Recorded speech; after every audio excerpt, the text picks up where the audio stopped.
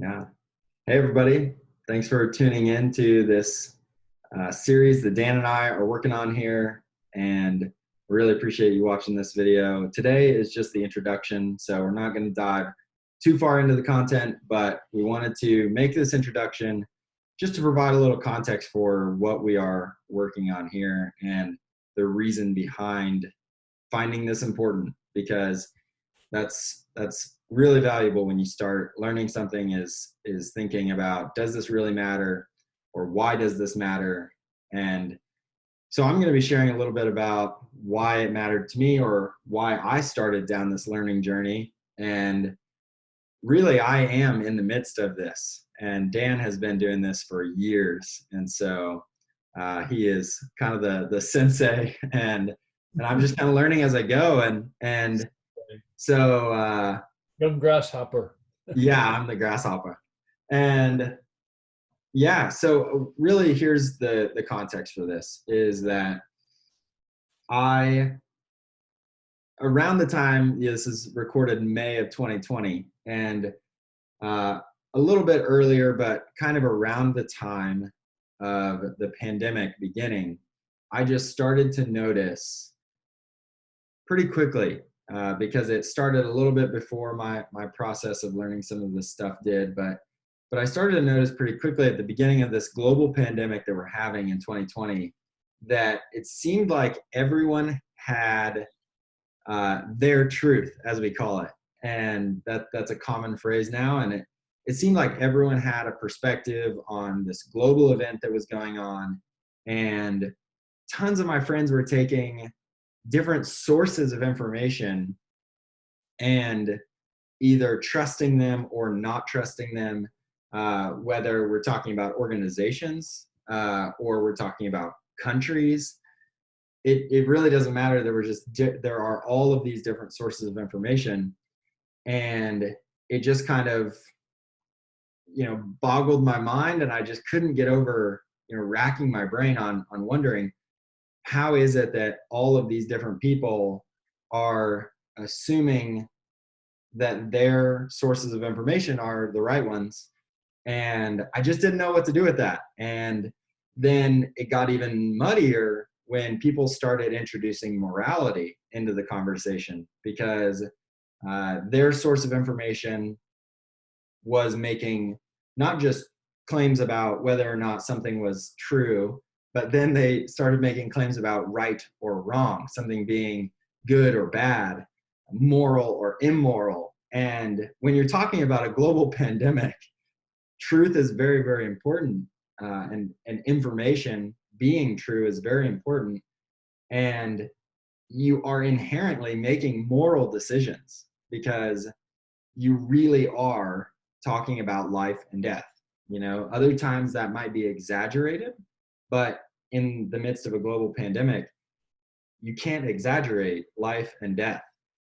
And so when you're talking about truth and you're talking about a pandemic, you're talking about life and death inherently. And it just started to get really messy, because everyone had their truth, and we're all talking about morality. So yeah, from a Christian worldview, from a Christian perspective, I didn't know what to do with all of this. And I had heard the word worldview before, and I had wrestled with it a little bit, but I really had to turn to Dan and ask, like, what do we do with all of this? And the title of the series that we're working through is "How Shall We Then Live?" And it couldn't be more appropriate, because that's really the question I came to Dan asking. I said, how do we live in the midst of a global pandemic? Especially as Christians, there's just a whole new world right now. And truth and moral claims are being made every day by all kinds of different people. And all of my friends are making these claims, and they all come from different backgrounds and positions.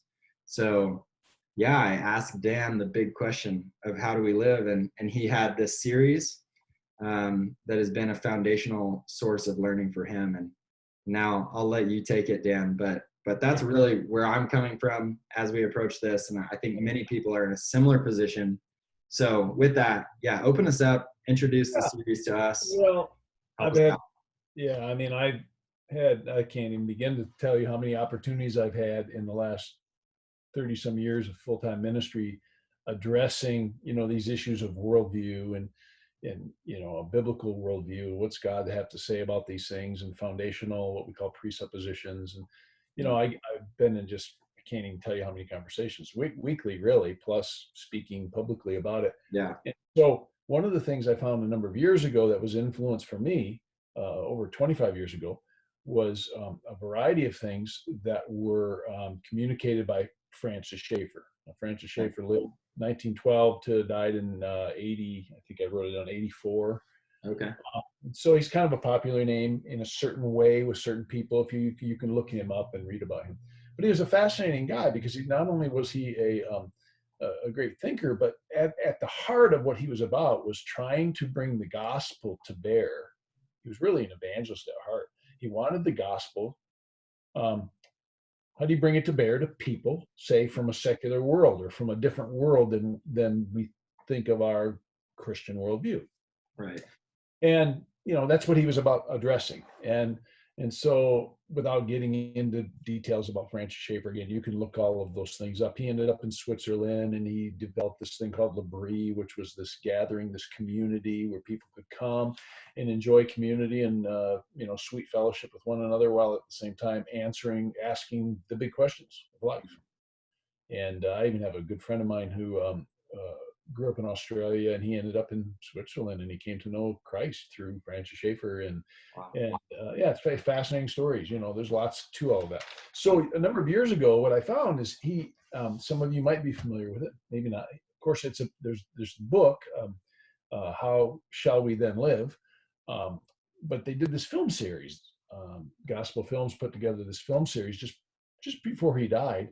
And it was a lot of his key lectures, a lot of his key thoughts put in this context of what we could call maybe Western civilization, thinking through history from the early church, right on through to our present day. And I just found even years ago, 25 years ago, or a little over 25 years ago, when I began to start studying him, it was just compelling to me because I saw so many things going on in our culture that I wanted to address and bring the gospel to bear. That's what the issue was for me. Yeah. And I was trying to find a way of explaining what I saw happening, what people were thinking and believing. And then I really kind of stumbled into Francis Schaeffer in a sense. And when I began to really spend time reading and studying, I'm like, this guy was on it. Like he was addressing the very things that I was wanting to address. Yeah. And so with that said, what happened was they developed this film series, and I found it really valuable to go through this film series. It's just 10 segments of like 25 or 30 or 35 minutes. Yeah. So it's not real lengthy, but it covers a big swath of history, 2,000 years. And in it, I don't know if he scripted it, if it was just off the top of his head, but virtually, I mean, throughout every one of these series, he makes numerous very important statements that behind those statements are really important thinking for the Christian. Yeah. And so I don't know how many times I've probably taken 7 or 8 groups, at least maybe 10 groups through this film series at different times. A lot of times college students, we would do it once a year almost, or once every third semester for college students for a number of years. And we would use this as a launching pad. So we would watch the 25 or 30-minute segment. And then the valuable thing really, I mean, that was valuable, but really what happens, then we would discuss it for an hour to an hour and a half. Yeah. And I'd have my whiteboard and draw pictures and say, this is what he was saying, and this is why this is important. And I tried to encourage, especially the college students, to realize that, especially early on. I realize it may seem strange. It's kind of, in your generation, you'd call it vintage, John. And, the guy wears these knickers and he's an interesting character in the film. It's obviously dated. It's, in the late 70s, early 80s. Yeah. There's just something even about that's just kind of like, here's a guy from 40 years ago. And what you'll find compelling, if you follow through with us, is the things he was talking about were timeless because they're biblical. And it's really fascinating to sit here and look at this like vintage thing. And some of the filming will be you're looking at old cars and you'll kind of chuckle and laugh. But then you realize that what he's talking about is happening right now. And as you said, John, when you came to me, I'm like, oh yeah. So even when I see the same thing, I'm watching all this stuff going on around us. And it isn't just, the politics and the stuff with the coronavirus, even though that's part of it, but it's well, how do we think about the Constitution, and how do we think about this as Christians? And I've had numerous conversations, not numerous because I'm kind of locked up, but a handful of conversations with people, and it's so easy to talk about life and death right now, like you said. Yeah. But ask people, you think about that? Everybody like, oh yeah, and I've had these Yeah. wonderful conversations with people.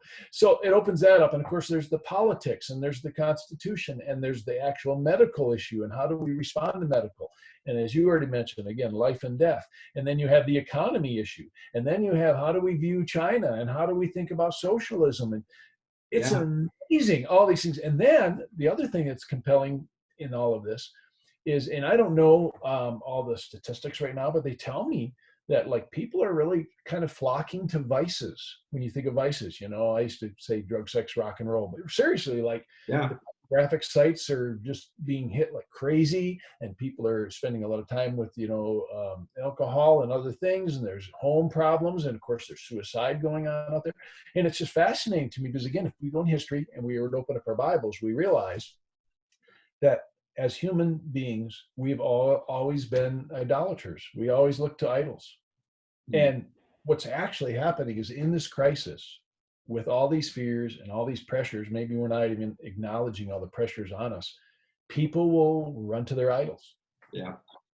And it'll rattle you about, what do I really think about God and what's going on? And so with all of that said, I thought, man, this would be really good, because I'm in circles of a number of guys, especially some young men, that are young evangelists, pastors, ministers. Say 40, I say young because I'm 60 this year, but 40 and below. Yeah. So some are in their 20s, some are in their 30s, and they're very thoughtful men. And I have these kinds of conversations with them.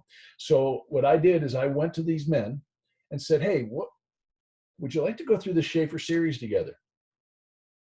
During the week, watch like segment 1 or 2 or 3 or whatever we're on during the week on your own. It's 30 minutes.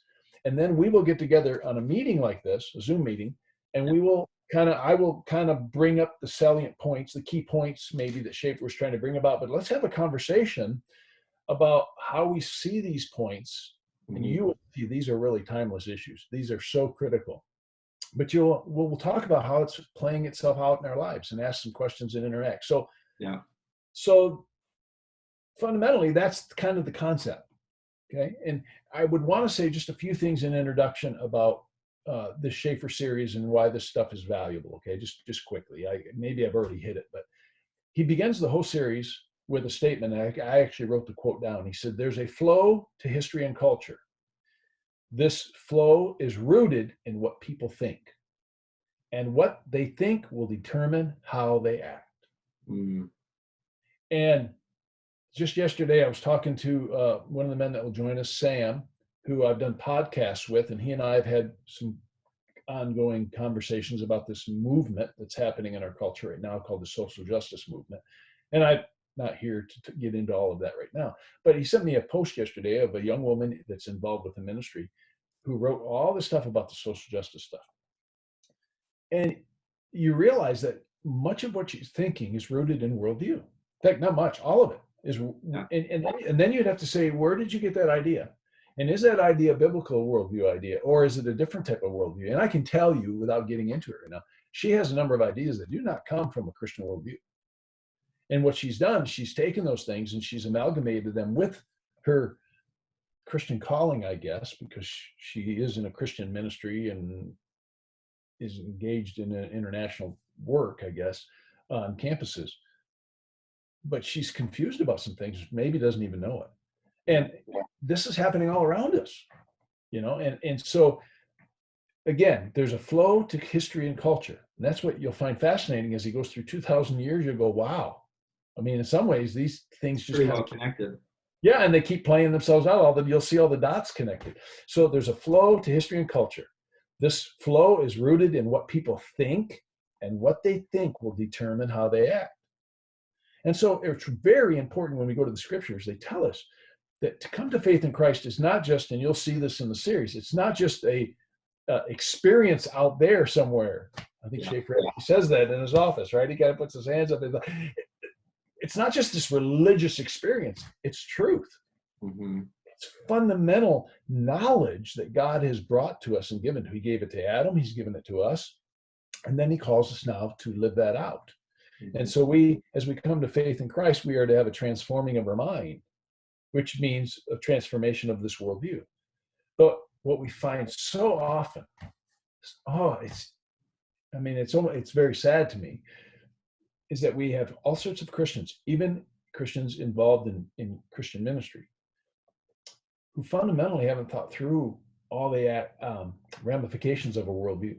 And so what they do is they grew up in a world, a secular world, and they grew up in an education system where they learned secular ideas. And I'm not talking just, it doesn't overtly look immoral, but Right. it's a way of thinking about things. Yeah. And then they kind of attach Jesus to it, or attach their Christianity to it, not realizing that no, Christianity, biblical Christianity, God has spoken. He's there. He communicated with us. And we have been called to glorify him by interpreting reinterpreting his interpretation of the world. Yeah. By the way we live, by the way we think, by the way we talk. And a lot of times we kind of have this reality of Jesus, but we haven't really transformed our thinking. So this thing is rooted in worldview. Worldview is basically the lens by which we look at the world. There's a handful of fundamental questions we ask. What is ultimate reality? What is the ultimate world around us? What does it mean to know things, to come to truth? And then there's this real fundamental core in all of this is what's it mean to be a person? What's it mean to be human? And in that is our origins and our destiny. You know, where do we come from? Where are we going? What do we do? What's right and wrong? You know, morality, meaning and purpose. These are all fundamental, the big questions that are grounded and are answered in the context of a worldview. Again, worldview is just a lens by which we look at the world. And so we come to the table with presuppositions, ideas about these things, and we have to reflect on those. And you'll see throughout the Schaeffer series that what he really emphasizes, which I emphasize all the time, and I probably picked up the terminology from him again 25 years ago or more, because it just makes sense to me, is that we come to the table with the fact that the personal infinite God of the universe, the true living God, not just the idea of a God, but the living God actually exists. He's actually right now here in our presence. We're with him. And secondly, because of who God is, a personal being, and who he is, he communicates with us. Yeah. We'll talk more about that, but that's really fundamental. Mm-hmm. We're not locked up in some bubble or in my room in my own head, as it were. God actually speaks. He actually communicates, and he gives us true truth. He gives us real things. And so we can talk about it, but those are presuppositions. And then when you think about this history, you realize that throughout the history, if we were to say God's people, let's just start with the early church. We could go before that, of course, the nation of Israel and such, but we're talking about the early church. Throughout this 2,000 years, there's always an ebb and flow of, in a sense, continual reformations. You know, the church starts kind of moving off to the left, and I'm not talking about in a political way, but like going off one way, and then it has to ebb and flow and come back the other way and come back the other way and stay centered on the truth. And so that's exactly what's happening now in our midst. We have Christians that you would say are the church, and they're moving away from things. Now, sometimes it's not even full blown what you would say is heresy or apostasy. It's just buying into some ideas that are wrong, and they need to kind of move back. So there's this ebb and flow in history we'll see. Timeless biblical truths. And so then I would say this, if I kind of bring this together, what we want to do is we want to highlight the key issues that Schaeffer's talking about. And we'll say this every time, because what's interesting to me is that though he's talking about really fundamental biblical truths, these aren't like some way, they're not really debatable. They're just, this is what the way Christians see the world, the way God gave us the world. But because we live in a society that's been so tainted by other ideas, and we've been grown up, especially your generation, John, and you know, me too, but particularly your generation, totally steeped in an educational system that taught a different worldview. Yeah. They just did. And then the sad reality is often the church hasn't countered that. Mm-hmm. and again, I'm not trying to pick on anybody, but it's just this kind of reality that they haven't addressed these things. So in some ways, while what he's talking about is very fundamental, like you watched a few of them, John, and some of the stuff you've been studying, so you're like, oh yeah, that makes sense, okay. Yeah. But it may feel new to some people. They'll be going, what's he talking about? And it's not because you're ignorant or anything. It's just simply because you're not familiar with the concepts or the ideas. And by the end of this, I hope you are. So I would say this, that when I've taught this over the years, I tell everybody, don't freak out if early on you're not really understanding or you're only getting 15 or 20%.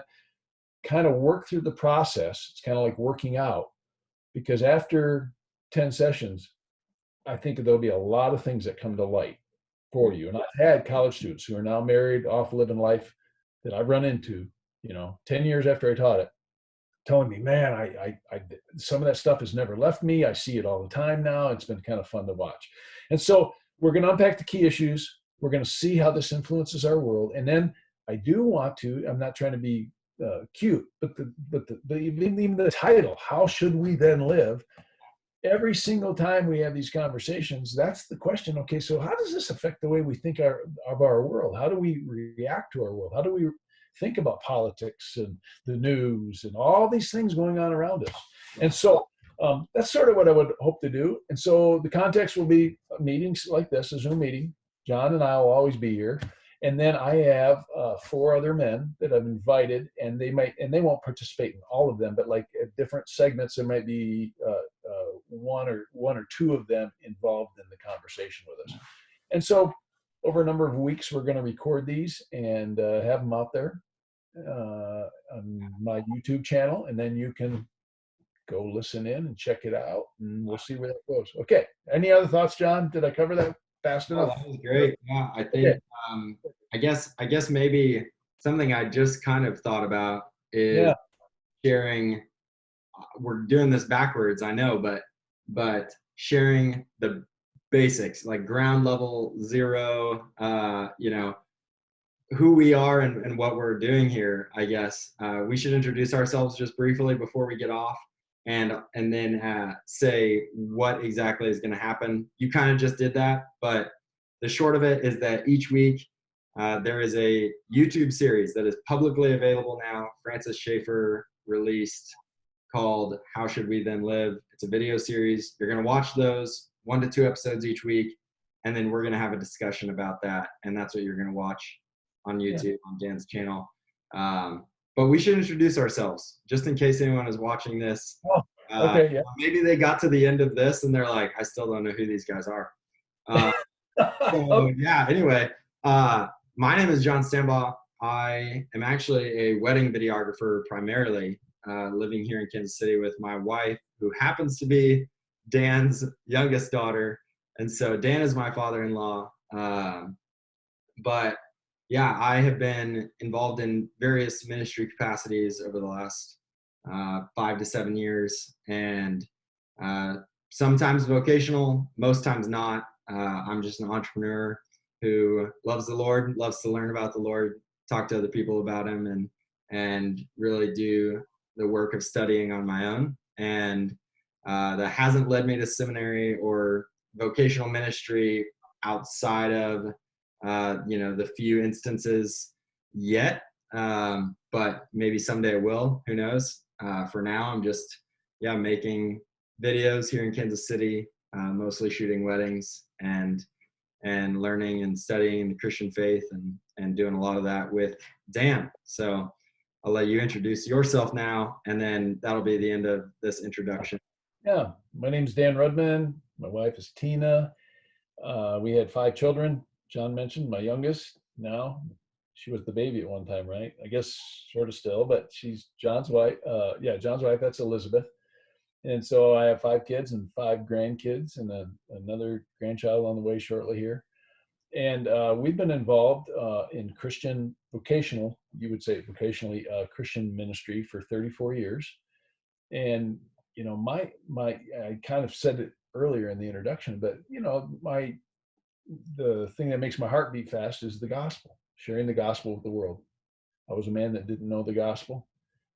Came to know the Lord in the university setting, and the Lord set my path very interestingly. And over a number of years, I ended up in this vocational Christian work. And so I have an undergrad in Bible. I have a graduate degree in theology and this work of evangelism. And you could say there's a term out there, apologetics, meaning, explaining the Christian faith to people.